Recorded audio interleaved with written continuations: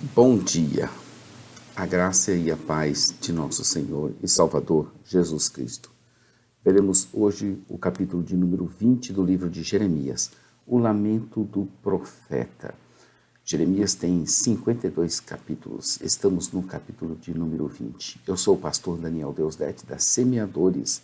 Abra aí a sua Bíblia para você fazer uma leitura prévia.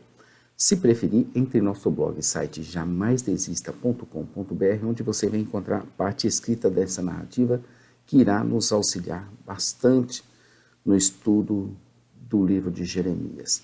Estamos concluindo a 10ª parte da nossa divisão proposta de 18 delas, seguindo as orientações, a estruturação, os comentários da Bíblia de Estudo de Genebra para fazer as nossas reflexões. Deus como oleiro, continuação. Como já dissemos, estamos vendo Jeremias transmitindo lições aprendidas na casa do oleiro. O tema central é o Senhor trabalhando como oleiro. Nós estamos na parte D, mais oposições a Jeremias. Até o verso 6, estaremos vendo um pouco mais de oposição ao homem de Deus, que estava ali anunciando a palavra de Deus. Na verdade, a oposição era a Deus e não a Jeremias. Repetindo, na verdade, a oposição era a Deus e não o seu profeta, Jeremias, que era o seu representante oficial, como nós também o somos representantes de Cristo. Somos, como diz a palavra, embaixadores de Cristo, e nós temos essa missão, cobiçada até por anjos, de anunciar o Evangelho a toda criatura, e assim o faremos para a glória de Deus, quer enfrentemos, quer sejamos livres dos Pazur pelos nossos caminhos. Pazur era sacerdote, isso que é terrível. A oposição não vinha lá de fora, mas de dentro da casa do Senhor por aqueles que deveriam ser responsáveis pela pregação legítima da palavra de Deus. O mesmo aconteceu com nosso Senhor Jesus Cristo, cujos maiores opositores e aqueles que o condenaram mesmo para valer, que fizeram de tudo para que fosse acusado, foram os próprios sacerdotes. O sacerdote Pazur reage de maneira enérgica ao ato simbólico de Jeremias e o profeta responde transmitindo mais ameaças de Deus. Jeremias era mesmo corajoso, profeta valoroso, com fortes convicções e tremenda noção da sua responsabilidade e da soberania de Deus sobre toda a vida na terra. Assim devemos ser como Jeremias, como esse homem de Deus, corajosos, valorosos, ousados na entrega da palavra de Deus, sem temer qualquer medo, mas conscientes da nossa responsabilidade e da soberania do nosso Deus. Ao que parece, Pazur era um nome comum. É possível que cada passagem se refira a um homem diferente. Observe que os anciãos dos sacerdotes, talvez Pazur entre eles.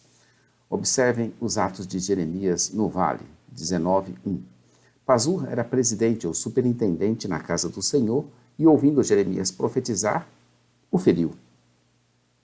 Talvez no cumprimento do seu dever como presidente da casa do Senhor, como em 29:26 ou Deuteronômio 25, de 2 a 3. Mas, de toda maneira, ele estava extrapolando a sua autoridade, estava indo muito além. O episódio de 15:18, Jeremias se lamentando de seu duro ofício, mostra claramente que a pregação profética fiel acarretava certos riscos ao profeta. Jeremias era verdadeiro profeta, apesar da ação legal executada contra ele. Pazur, cujo nome significa prosperidade por todos os lados, indignado com o profeta e com Deus, o coloca num cepo, tronco de uma árvore próximo à porta do templo, na parte superior de Benjamim, na casa do Senhor, para ali ele passar a noite. Somente no dia seguinte é que ele o retira de lá, mas Jeremias ainda tinha uma palavra profética para ele. Ele não mais seria prosperidade por todos os lados, mas terror por todos os lados. Pois Jeremias anuncia que doravante ele não se chamará mais Pazur, mas Migor Missabib. Essa troca de nomes é interessante e o quanto ela tem significado e implicância e conteúdo na vida das pessoas, né? Veja aí, Saulo foi mudado para Paulo, Abrão foi mudado para Abraão. Aí nós temos diversas ocorrências. O próprio Jacó foi mudado para Isaac. O novo nome simbólico dado a Pazur o equipara aos inimigos de Judá, uma vez que ele representava a rejeição oficial de Judá das palavras proféticas salvadoras. A intenção de Pazur era que seus atos e suposto ministério beneficiassem Judá, mas o resultado final seria exílio e morte. É possível que, por ocasião da primeira invasão de Judá em 605 a.C., Nabucodonosor já estivesse às portas de Jerusalém. Pazur era um falso profeta. Recebeu o castigo reservado para as classes dominantes em geral. Falso sacerdote, falso profeta. Era tudo de falso. Já não era mais Pazur, a prosperidade por todos os lados, mas agora era terror para todos os lados. O lamento de Jeremias. Até ao final deste capítulo estaremos vendo o lamento de Jeremias. Esta é a sexta confissão de Jeremias. O profeta se queixa novamente da oposição que enfrenta ao proclamar a palavra de Deus a Judá. Apesar do lamento ser uma forma legítima de oração, é possível que nesse caso Jeremias tenha passado dos limites aceitáveis da queixa diante de Deus. De qualquer modo, o profeta encontrava-se completamente desesperado diante dos maus tratos que havia sofrido nas mãos dos seus opositores. Jeremias só queria o bem e era tratado e correspondido de uma forma tão ruim. Jeremias não havia antevisto as provações que acompanhariam a sua incumbência de profeta e considerava o seu chamado, especialmente talvez, se referindo a 1:7-8, um fardo pesado. Por isso que ele exclama que foi persuadido e persuadido ficou, que foi encantado por causa da força e do poder do Senhor que o cativaram. Verso 7. Ele se queixa de suas palavras somente são de destruição e de juízo. O profeta não podia resistir ao chamado divino para proferir a sua mensagem da ira vindoura. Ele até pensou em desistir, versos 9, mas não pôde resistir ao fogo que arde em seu peito. Ao que parece, a compulsão de falar exercia uma pressão física a que ele não poderia resistir. Ele ouve a maquinação dos que lhe são contrários e que se zangam com a palavra que está nele, mas ele não se deixa levar e permanece firme em seu propósito de continuar sendo um grande instrumento de Deus, útil em todas a sua obra e chamado.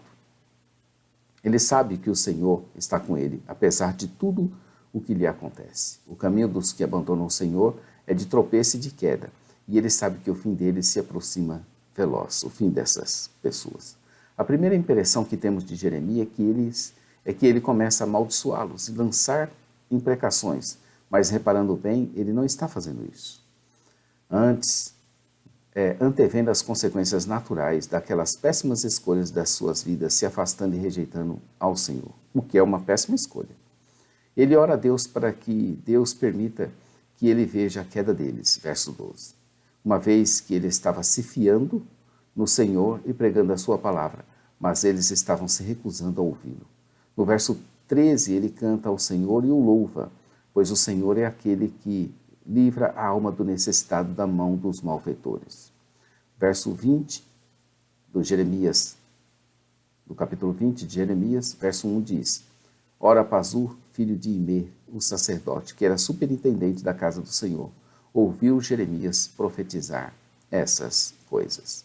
E termina no verso 18 dizendo: Porque sai da madre para ver trabalho e tristeza, e para que se consuma na vergonha os meus dias? Já nos versos, se a gente reparar a leitura aí, de 14 e 15, parece que Jeremias surtou. Essa é a impressão que nós temos. São, de fato, grandes lamentos, a ponto de ele mesmo se desesperar e amaldiçoar o seu próprio dia de nascimento e o homem que deu notícias a seu pai sobre essas coisas. Ele ainda lança palavras insensatas que mostram o seu grau de perturbação diante da grande provação que ele estava passando, em situação que ele estava enfrentando muito complicada.